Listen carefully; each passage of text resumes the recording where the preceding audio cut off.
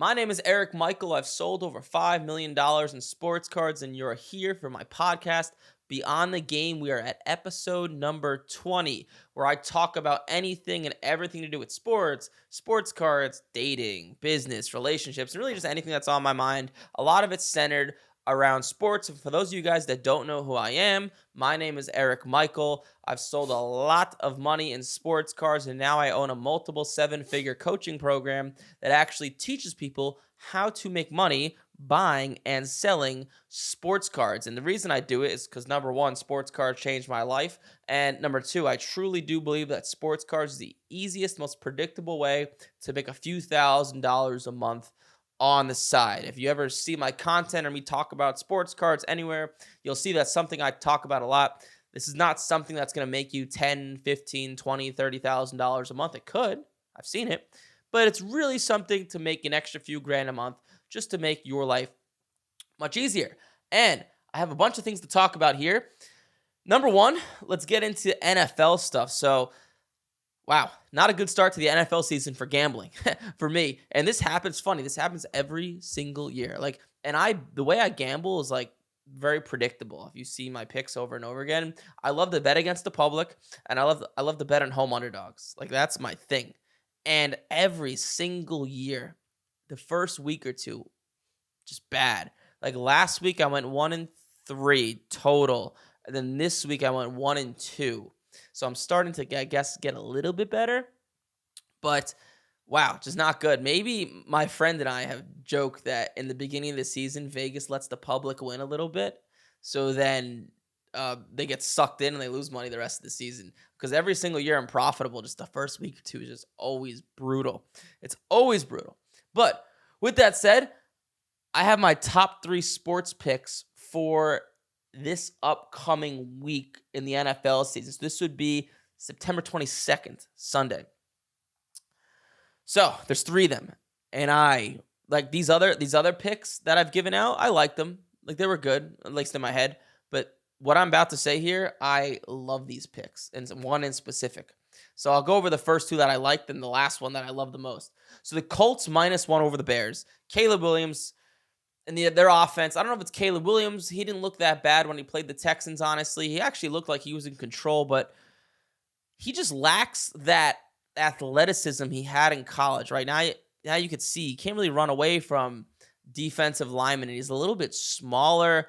Bears lack some explosiveness. I mean, DJ Moore is explosive, but he doesn't get him the ball enough. It's very conservative. And the Colts are due. I think they're due. I think they'll beat the Bears at home. The spread is -1 Colts. So I think that's a pretty solid pick. The second one, I like the second most, is the Saints. Why can someone explain to me why the Saints are underdogs to the Eagles at home? Am I going crazy, or did I read the line wrong? Why the Eagles? I mean, Jalen Hurts does not look that great, and the Saints have looked like the best team in the NFL, maybe besides the Chiefs. The Saints just went into Dallas and destroyed Dallas. That never ever happens. Dallas never loses like that at home, especially during the regular season. During the playoffs, that happens, but during the regular season, that never happens. The Saints look incredible. That kid, I forgot his name, but he's Gary Kubiak's son, who's the offensive coordinator for the Saints. I mean, they look magical. Derek Carr looks just great. And it's funny because my dad and I and my friends joke that the Jets and Nathaniel Hackett, who I think sucks, if you look at the difference between their offenses, Nathaniel Hackett gets out there, their offense, there's no motions, there's no deceptions. It's very straightforward. You have the ability to deceive and use motions like Gary Kubiak's son does. And you see all the time, there's 5 or 6 or 7 or 8 easy throws every single game that Derek Carr gets. And people are just wide open. That's the hallmark of a good coach. You ever see, right, Mahomes play, and we all know Andy Reid's a great coach, but the way you know someone's a great coach is you'll see the Chiefs, these random guys just running wide open. That's not a product of the players being great. Even though the Chiefs have some good players, those easy layups are because of coaching and schematics. And Just the Jets, I'm a Jets fan, that's why I'm ranting right now, have none of that. And the Saints have a lot of it. And the Saints always have a good defense. So now they finally paired this good defense that they've had for years with a viable offense. Finally. And they look really, really good. Like Derek Carr looks really good. So I think that's interesting. Now, to go over some other stuff. So if you've watched any of my content, right? Any of my content, you would know that when it comes to sports cards and just sports in general, like this is just young players who are being drafted, sports cards, and anything. Most guys don't live up to expectation. Most guys don't live up to the hype, whether it's baseball, hockey, basketball, football. They don't. Look at this year, okay? Look at all the young NFL quarterbacks. Have any of them lived up to the expectation through 2 weeks? Besides CJ Stroud, I would say. But Anthony Richardson just shit the bed in Green Bay, even though he had a pretty good week 1.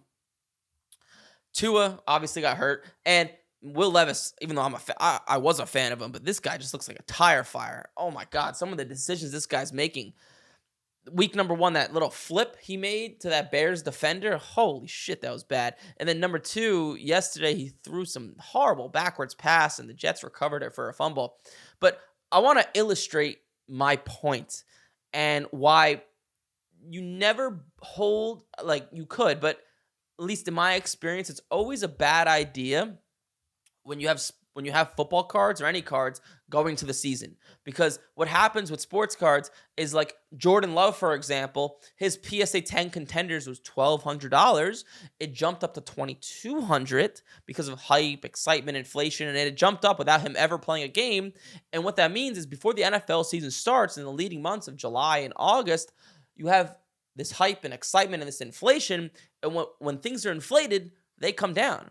Right? Unless the person's magical and he plays so well where he's able to overcome the inflation plus more. But to illustrate my point, check this out. I took a bunch of young quarterbacks. So these are some of their card values. Will Levis's Silver Prism PSA 10, while I'm speaking right now, 2 weeks ago before the season, was like low $200, around $220. Right now, it's $150. And it's probably going to be less than that with the coming sales because he's playing like shit. A Tua Silver Prism, PSA 9 of Tua, that's all I could find. I couldn't find any PSA 10 sales. His value is down in half, right? He got hurt, so it's a little bit different, but he wasn't playing well to begin with. Anthony Richardson, who, Anthony Richardson has not done that bad. He had a good week 1 and week 2. His Silver Prism PSA 10 went from $500 to $400, right? And he hasn't even played that bad. It's because it's inflated, and he hasn't lived up to his hype. Okay, and if you haven't lived up to the hype and something's inflated, it's going to come crashing down. A Jordan Love Contenders PSA 10, like I just said, went from $2,200 to $1,200. CJ Stroud, so like this is a good example. This is what I mean. So like CJ Stroud is Silver Prism PSA 10.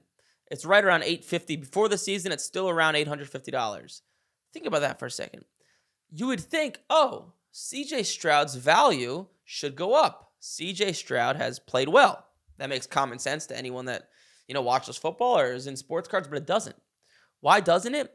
Because CJ Stroud had this hype and excitement, and it's already factored into his price because everyone thinks he's going to play well. So when he plays well, a lot of the time, these guys don't even go up in value. Now, if he continues to play well week over week over week, it will eventually go up. But I've seen it all the time. People ask me, I have these cards of X, Y, and Z, and he's playing so well. Why isn't his value going up? The reason is because he has to make up for the excitement and then some, okay? One of the few examples I've seen of people do this is like Patrick Mahomes going to the 2018 season. I mean, he's obviously just a totally different beast. But Patrick Mahomes, his contenders PSA 10 or 9.5 and PSA 10, they sold for around the same back in 2018. I know it's weird.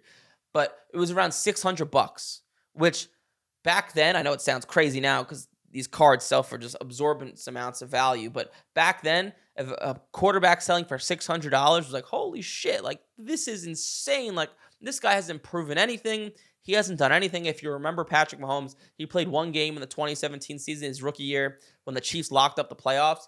He played against the Broncos, and He was a beast. He played really well. I don't know if you guys ever saw that clip of Von Miller on the sideline when he played against Mahomes. It was like, whoa, this guy is different.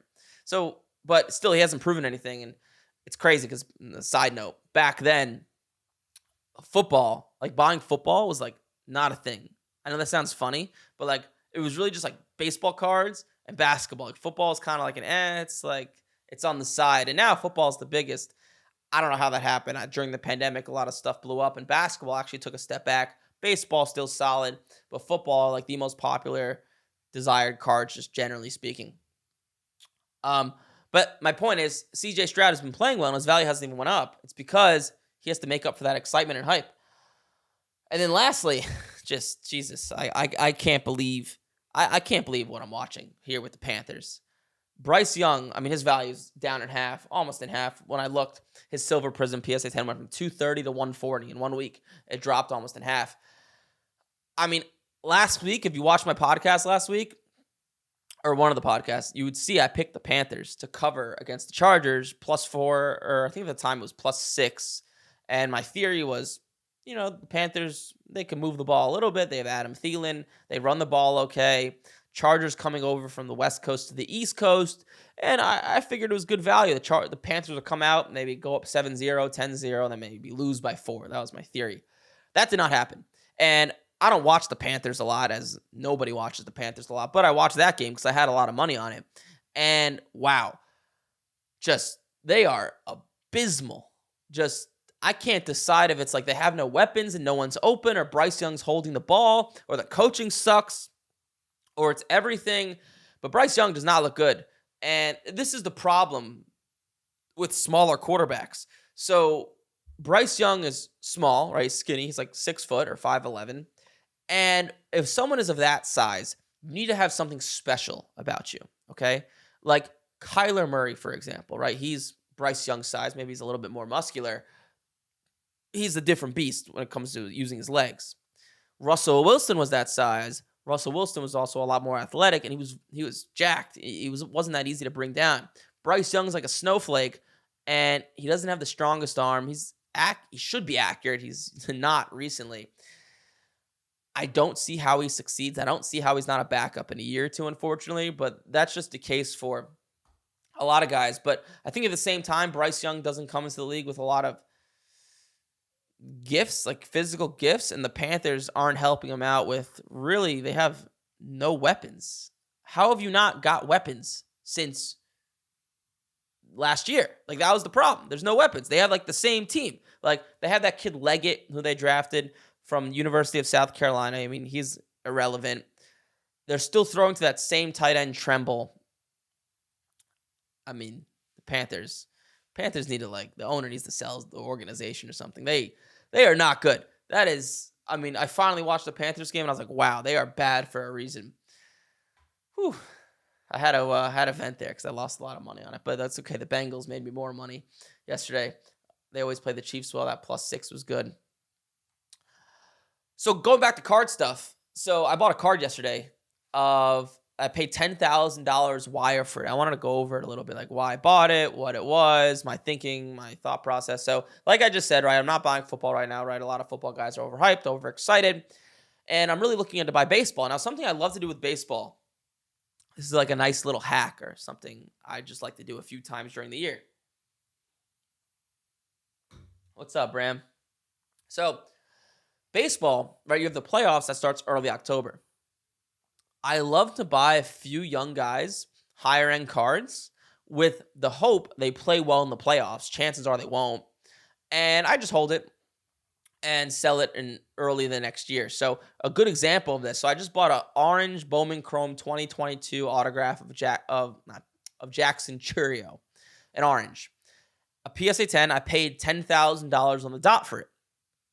Now, I got lucky, honestly. I got a good deal on the card. The card's probably worth, if I had to guess, there hasn't been a sale in a long time, but there was a sale 4 or 5 months ago when I looked for $14,000, and maybe he's down a little bit. Maybe it's 13 or 12, and a gold PSA 10 just sold for $5,000. So usually orange is 2.5 times a gold, roughly. So I got a decent deal on it to begin with, which is part of the reason I bought the card. But I probably would have paid 11,000 for it. I probably would have paid 11,500. I would have paid, but I paid 10,000. And Jackson Churio's on the Brewers, and he's actually having a really good year. Right? He's hitting like 275 with 20 homers. He's like 20 years old, which is not common for baseball guys. Usually, guys who get called up don't end up playing well in the beginning. But right, he's going to the playoffs. If Jackson Chourio, I keep saying Jackson Holiday because I've said his name so many times in my life.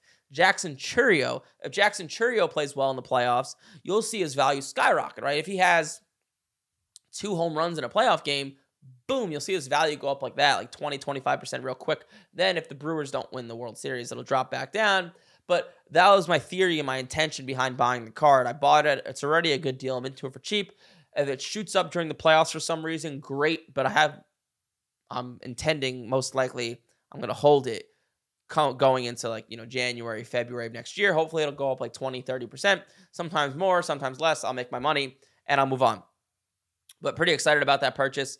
I thought it was a really good deal. And how I bought the card on Facebook, like people always ask me, not actually, so it was a guy who I met on Facebook, to be honest with you. People always ask me, where's the best place to buy and sell my sports cards? And I give people the same answer every single time. The best way to do it is you use social media, Instagram and Facebook, because there's no fees and you could actually meet people. And when you sell your cards, sell them for fair values, a little bit under what they're worth. So you get a little bit less cash, but you get money quicker. And also you build connections and save everybody's contact information. What I do is I have a spreadsheet with everyone who I've ever bought and sold a card from. So if I have a card of Trevor Lawrence I need to sell, I just search up Trevor Lawrence. Oh, who did I sell this Trevor Lawrence card to 2 years ago? Boom. I click the spreadsheet. There's a link that brings me right to the person's Facebook profile, and I message him if he wants it. So at this point, right, I've every type of guy who I've sold cards to, and every sport and every player. That's the best way to do it because you build trust with people. It's very quick. You pay no fees. And in this specific instance of this card of Jackson Chourio, the guy who I actually knew him, he posted the card on Facebook. I messaged him, and we've done a bunch of deals before, so it was easy. We trust each other. Sent him the money, and the card is in the mail as we speak. I should probably have it tomorrow. You'll probably see it behind me tomorrow or in the next coming days. So that's cool. Some other stuff. So we got some. Actually, yeah, let's go over the Q&A. So we got some Q&As here.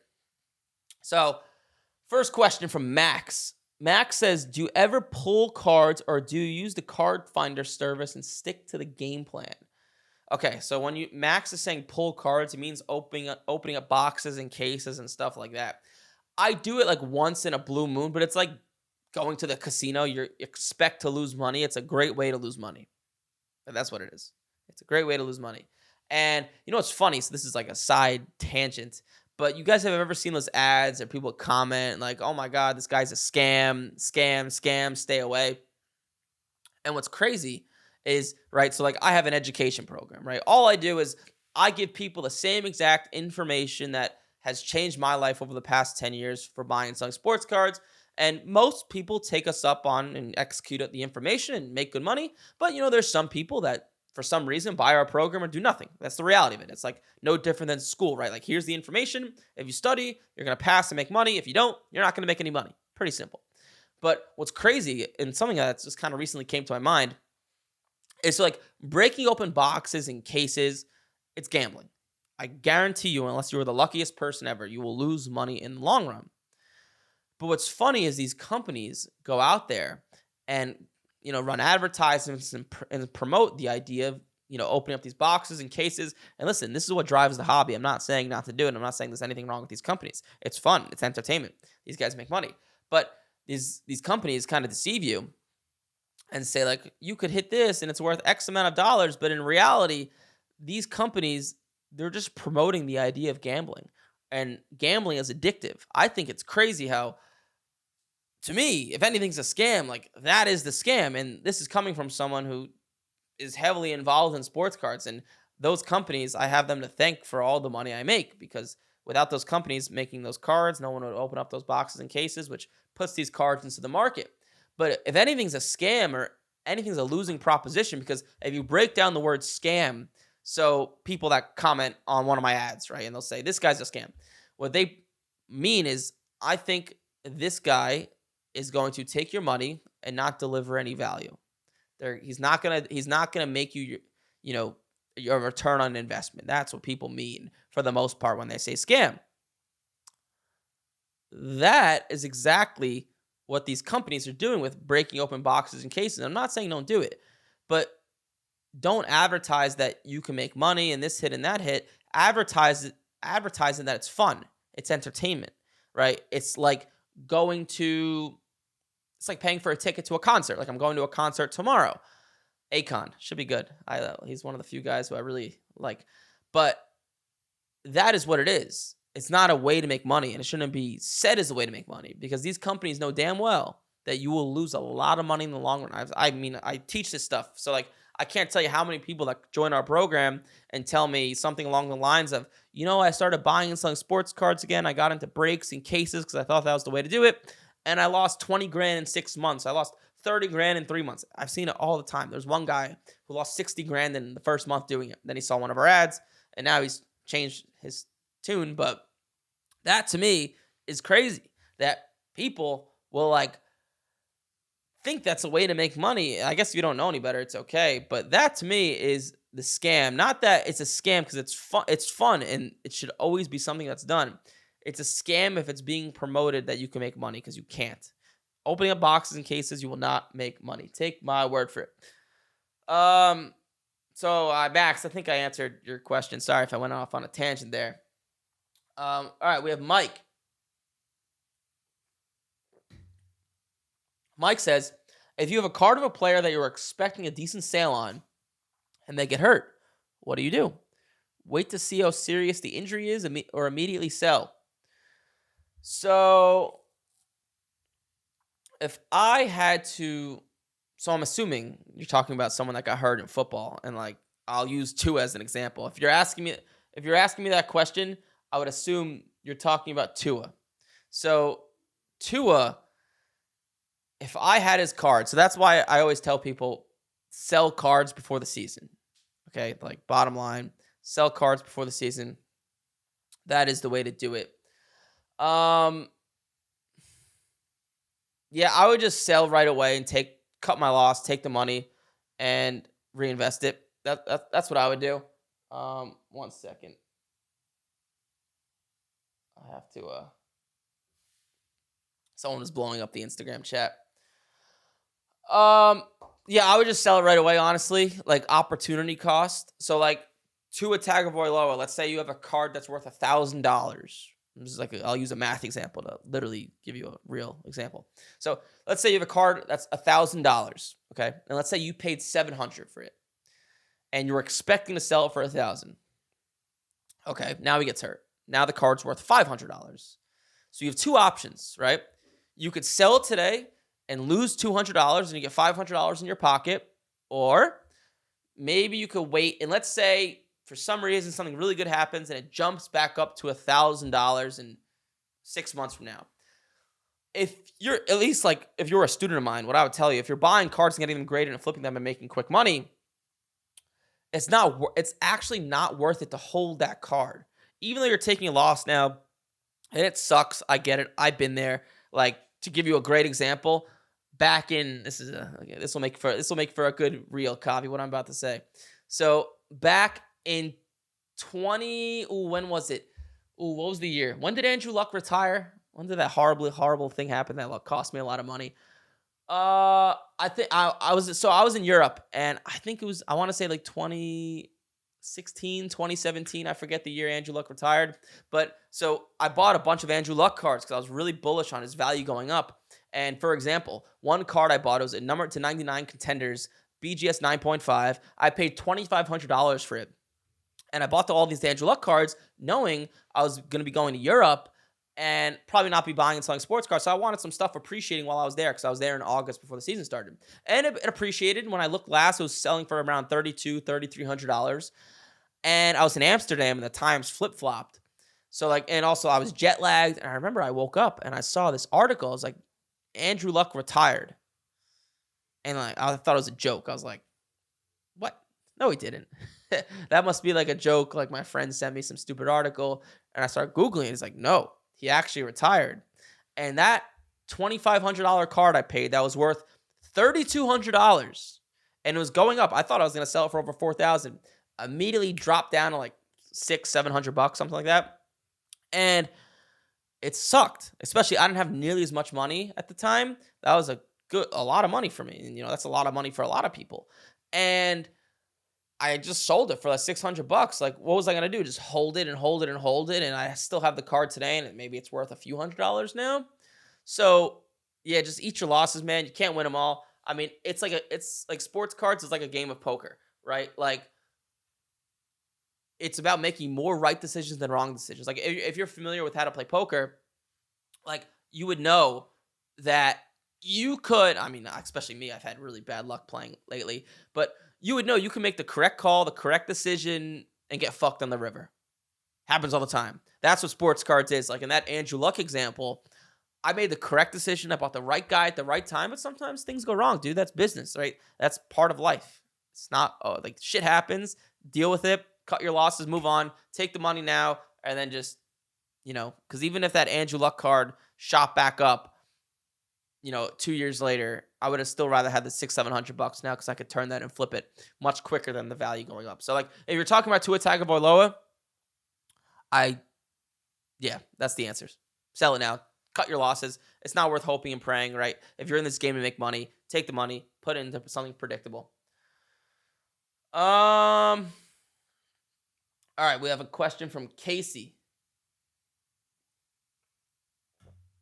Casey says, I have a 2021 Leaf Metal Draft Touchdown Kings pre-production proof wave blue Trey Sermon 1/1. I have no idea what card that is. Jesus Christ. That sounds like one of those Spanish guys' names, like Ricardo Esteban, blah, blah, blah, blah, blah, Rodriguez. How do I value it? So the way to value a 1/1 card, the simplest way to do it is find another player in the same product that's similar. So, like, to give you an example, I would know. Like, let's take 2020 contenders, right? You have Burrow in there and you have Herbert. If I had a Herbert 1/1, I want to know the value of, I would try to find a Burrow 1/1 and see what it sold for, and then compare their base cards to see who sells for more or less, and then do the math. So let me give you an example. So let's say I have a Herbert 1/1. I don't know what it's worth, but there's a Burrow 1/1 that sold for $1,000. And I see that Burrow, based on their like base card, sells for about 10% more than Herbert. So if Burrow does $1,000 as 1/1, and I just discovered Herbert sells for about 10% less, I would value it at around $900, right? That's like the simple math way to do it. So see who sells for more or less, get the percentage, who sells for what percent more, what percent less, find another 1/1 of a similar player, and do the math. That's the roughest, best way to do it, in my opinion. What's up, DC Heat? All right. Michael says, I have many Tiffany Desert Storm mint conditions of Don Mattingly, Wade Boggs, Pete Rose, Mark McGuire, Ricky Henderson, plus a lot of error cards, and I don't know which ones I should get graded or not. Okay, so this is what I would do. So first off, make sure they're in good condition. Number one. Like, that's the biggest thing. So, like, if you have any card that's in good condition, you should sell it. I mean, you should get it graded, excuse me. Now, my rule of thumb is when I'm buying cards to get them graded, I want to at least double my money. All right, this is a common theme you'll see me talk about all the time. So if you're sending in a card for grading, right now, the cheapest service is $19. So you want to make sure, if you're going to send this card in, and in this case, if you're saying they're in mint condition, which, like, I would need to see them, but I'm assuming you know what you're doing, I would assume it's going to grade a 9. A 10 is just extremely difficult, even if it looks perfect. So assume it's going to grade a 9, and ask yourself, can I at least double my money after fees and everything? If I'm going to spend $19 to get this card graded, can I sell it for at least $38? If you could, I would send it in. If you can't, don't send it in. That's my rule of thumb. That's what I stick by for the most part. So that's what I would do. So you need to look on eBay and see what it sells for, obviously. And I could tell you, like, I could look on eBay right now for you. I'll look at one of them so I don't take up this whole podcast looking at your cards. I'll look at the Wade Boggs. Tiffany Desert Storm and see. I don't even heard of that card, but Tiffany Desert Storm, Wade Boggs. Let's see here. 1991 tops. Let's see. So this card tops. I don't know if this is the Desert Shield. I see. Oh, here it is. So a PSA 10 does $450 of the Wade Boggs. And let's see what a 9 does. I didn't even know he was in Desert Storm, honestly. So a PSA 9 does $112. So like in Wade Boggs' case, I would send it in if it looks solid, but I would assume it's going to 9. And what you could do is look at the cards on eBay that are already graded of 10s and 9s and compare. Like compare your card, compare the card that's graded a 9. Do they look similar? Okay, that's the answer.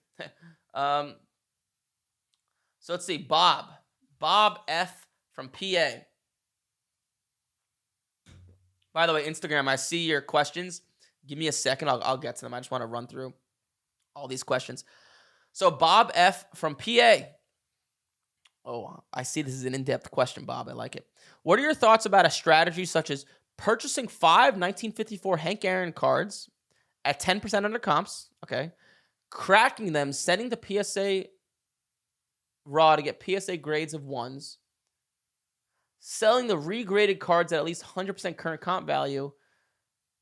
The goal is to pocket the increased value of PSA 1s over SGC 1s, and even better if one of them comes back a PSA 2. Okay, so you're saying you buy SGC 1s, you crack them, you send them into PSA. So I've thought about this strategy, exactly what you're saying. The problem I've run into is with vintage cards, SGC is pretty good. So there's not much of a difference a lot of the time between an SGC 1 and a PSA 1. So that's the problem.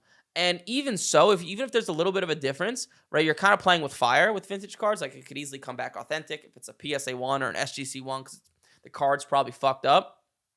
So, but ask yourself this, Bob, like, right, I'm assuming your goal is to make money. So let's live a pretend example. Let's say one of these Hank Aaron cards is, actually, since you're talking about a specific card, I could just look it up. So you're talking about a 1954 Hank Aaron.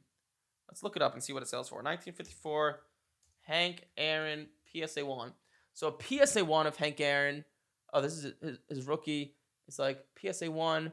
So yeah, I'm looking at all these PSA 1s, and part of the problem with these ones is like there's a one that sold for $1,800, then $1,500, then $900, depending on the condition. Like the one that sold for $900 looks like absolute shit. So you have to be pretty well versed with vintage cards to know like where it'll sell for as a PSA if it grades that one. And SGC is going to be the same thing. So, right, I'm looking here, like these SGC ones sold for $1,500. It's just not worth it, right? Like these are decent looking SGC ones that are $1,400. And let's say you buy it for $1,400, you crack it out, you send it to PSA, and it's worth like $1,800. Okay. You made a few $100s on your money, and that's if nothing goes wrong, because you have to assume 1 out of every 5 or 6 or 7 or 8 cards, something will severely go wrong, will grade authentic or something stupid, and then you lose a boatload of money. And also, even if you're making 10, 20% on your money, right, the question you have to ask yourself is, where's my money best put, right? This goes back to the theory of opportunity cost. So, okay, I could take $1,000 and put it into a Hank Aaron rookie card and try to use the strategy you just talked about. Or I would rather buy 10 $100 modern cards of whoever, these Bowman Chrome guys like Jackson Churio, Victor Wembanyama, whoever, and I'll make way more of my money, right? I'll double or triple every time it tens.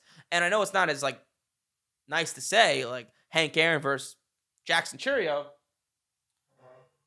but I'm assuming your goal is to make money, as with most people, and I just don't think that's a viable strategy.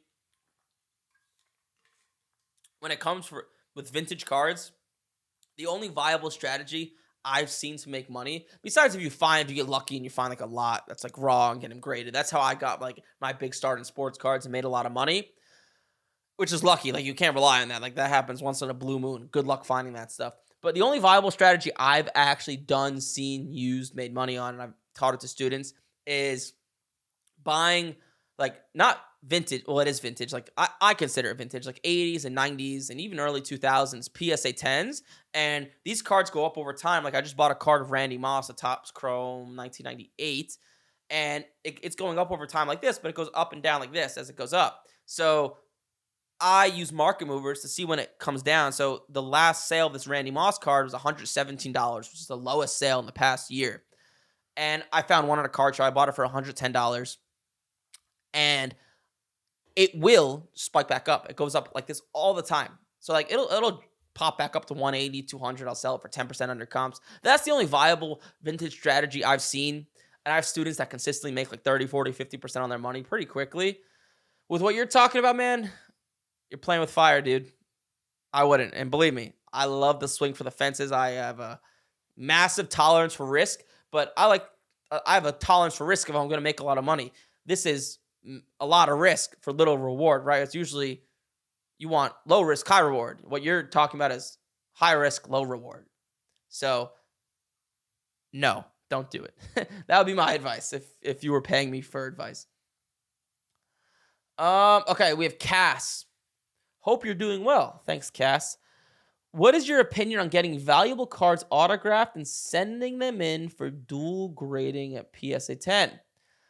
So these would be cards that are valuable already, one-on-ones, numbered versions. I'm not trying to create value off a dollar box card. If you can find a cheap private signing to reduce overhead cost, is this a way to consistently add value to cards? Well, I can tell you're smart by asking that question. So me personally, I don't like to do that. So like, to answer your question, yes, you can make money doing it. And if you wanted to see like how much money you could do it, go back to what I said earlier. Look at something similar. Like if, once again, going back to the example I was talking about before. So like the Joe Burrow example. So if you have a card of Joe Burrow, look in the product and see, okay, Justin Herbert, let's see if anyone got his card signed in person. Did it increase the value? Sometimes it does. Sometimes it doesn't. I mean, I don't like strategies that aren't predictable, and I don't like strategies that aren't high leverage. And you have to take your time out of the day, go and find these things, wait in line. I fucking hate waiting in line. I don't know how those people wait in line for like hundreds of people at some of these shows and buy this overpriced autograph. It's not for me. And believe me, I love sports autographs more than anybody, but that's not for me. But I would just ask myself, like, even if you do that, you can make, if you're good, 30, 40, 50%. But why? If you're good enough to do that, you're good enough to buy cards, get them graded, and just flip them, these $100, $200 cards, and it's much higher leverage. You can make much more money. You can do it from the comfort of your home. You don't have to pay for these signings either. And you can do it wherever, which is like the best part. And you make more money. So if it was me, if you were paying me for advice, and right, if you're paying me, my goal is to make you as much money as possible. I would say do not do it. I would say no. So if you want the direct answer, I would say no. You can make money doing it though. So by all means, do it if that's what makes you feel comfortable. But a one-on-one, I mean, I just don't think people in the hobby will care that much, especially because one-on-ones you're dealing with people that are a little bit higher-end collectors. They know what they're doing, and me, a higher-end collector, I really wouldn't give a shit if it's signed or not. If I'm buying a signed card, I would actually stay away from it personally if I was looking at cards. I don't like in-person signings, so yeah, I wouldn't. I actually had a student. This is actually something fascinating. I had a student that paid his way through college years ago. What he would do is, what was the strategy? It was with jerseys and memorabilia. He would buy jerseys of players and, oh man, what was it? And he would like send his friends throughout the country, pay for his friends to go on these plane tickets to all these minor league baseball games and, like preseason games, and get these jerseys signed. He'd buy these jerseys like fake for like $5-10, get them signed and flip them for $200, $300, $400. And he said he paid his way through college. So that's something similar. But once again, it's not high leverage, right? Now we have this amazing thing called the internet where you don't have to, bust your ass to do that. Like, work hard, but you've heard the expression work harder, not smarter, or work smarter, not harder. This is what I'm talking about. It's kind of like, right? You got to think when you're in terms of making money, you want to think in terms of leverage, right? If I'm going to spend 3 hours a day doing something, regardless, I'm spending 3 hours a day doing it. How could I get the most bang for my buck? How could I produce the most amount of money for the time I'm going to put in? It's just like a simple business principle. And a lot of people don't do that. They don't think in terms of leverage. So I wouldn't do it, me personally. Let's see. Marty says, I understand baseball's about over, so probably so much time for grading and football just getting started. But is there enough time to get football back and sell? Or should I just focus on basketball, which I have none of? Thanks for your advice. So I wouldn't buy basketball or football. I'd start buying baseball personally, Marty. So that's what I would do. And let's see here. I got time for one more thing. I see there's some questions in the chat. I see someone talking about my hair transplant surgery, which is funny. So Joe asked me, do you keep PSA 8s and 9s or sell them? I sell them. I don't keep them. I don't really keep any cards. The only thing I PC is Gaudy Babe Ruths. I just sell them, make a little bit, lose a little bit, and move on. Let's see what other questions we have here. Is AR stock down? Anthony Richardson, yes, it is. What are your thoughts on Wemby cards? Buy, sell, or hold? My thought on Victor Wembanyama is to sell. He's hyped a lot. Even though he's absolutely amazing in every type of way, just most guys don't live up to expectation. It's just how it goes. And I'll just always say that over and over again. No matter what I think, guys just never live up to it. That's just how sports goes. Just use the football example I'm talking about right now. Look at all the young quarterbacks. Have any of them live up to the expectation besides Stroud? No. You'd be 1 for 15 or 1 for 10. So what else do we have here? I think that's all the Instagram questions. Who are the best baseball buys for next season? So I still have to do some research on that more, but some guys who I like is like Roman Anthony, Marcelo Meyer, Jackson Churio, obviously, because I just bought him. There were a few others I can't think off the top of my head, but I love to buy young prospects who have not been called up yet. And then, because the guys who will have the most excitement are the guys with the highest potential to get called up. When people play in the major leagues, their excitement and hype dies a lot of the time. They're like, oh, shit, okay, this guy's not Babe Ruth. Let's move on to the next guy. That's kind of how sports cards work, so especially when it comes to baseball. So I like to buy the guys that have not been called up yet. That's why like Jackson Holliday last year was like such a hot thing, especially his name, because he's the son of Matt Holliday. So, yeah. Julio Rodriguez. Rodriguez is an interesting one. I feel like he's like a hot name every offseason. And he just like, I mean, he was hurt this year. He's had a pretty solid career so far. But I'll leave you guys off with this. So this is a little bit aside from sports cards. So I was having a conversation with a female friend. Just a friend. And she has a brother. And her brother is dating this girl. And so this is a friend that actually lives here in Florida. And the friend's brother is dating this girl. And he's never slept around with a lot of women. He's never really been like much of a ladies' man. And he's dating this girl who the sister thinks is a little crazy. And from what I hear, she sounds like she's a little bit crazy. And sounds like she's not the highest quality individual. Now, the friend who I have here in Florida, her brother, the reason he hasn't broken up with this girl, in the back of his head, he knows he should, but he hasn't because he's operating out of being desperate. Yeah, because this is like one of the first girls that's shown a lot of interest in him. Okay, and he's like 27 years old. And I was talking to my friend, and I was like, listen, your brother needs to start, like, people don't come out of the womb knowing how to talk to women and be attractive. Few do, right? It's just like business, right? I didn't wake up one day just knowing how to make money with sports cards. I worked at it. I talked to people. I learned from mentors. And dating is the same thing. This is what I told my friend to tell her brother, which is like kind of similar to things I talk about here, which is you're supposed to suck at dating. You are supposed to not know how to attract women.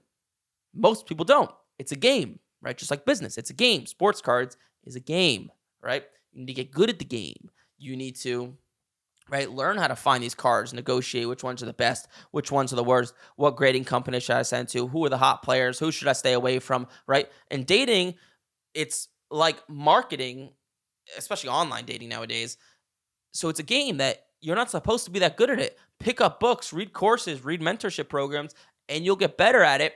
And then you'll stop operating out of being desperate, because especially like, I think this is a great tip I once got from a book I read when it comes to dating, that people, like men, get so obsessive over a woman because they operate out of being desperate, right? You act way different if you have 2 or 3 or 4 girls like in your circle you're talking to all the time than just one, right? Because you become obsessive and you kind of come off desperate when you talk to that one. And I explained this to my friend to tell her brother, like, he's supposed to suck. Like, just like sports cards. Like, if you've never done it before, you're supposed to suck, right? You're supposed to suck if you've never actually tried to learn the skill, because everything in life is a skill. Okay, so I'll leave you guys off with that. Hopefully you enjoy this. I think this was like the longest podcast I've done, or at least it feels that way. If you like this stuff, like, comment, subscribe, shoot me a message. My DMs are always open. And if you guys ever have any questions, just like I said, feel free to reach out. I try to answer some of the questions in the comments on YouTube a lot of the time and put them and answer them here on the podcast, or I try my best. There's a lot of questions I get, but like, comment, subscribe. Keep enjoying the content. I'll see you guys in the next one.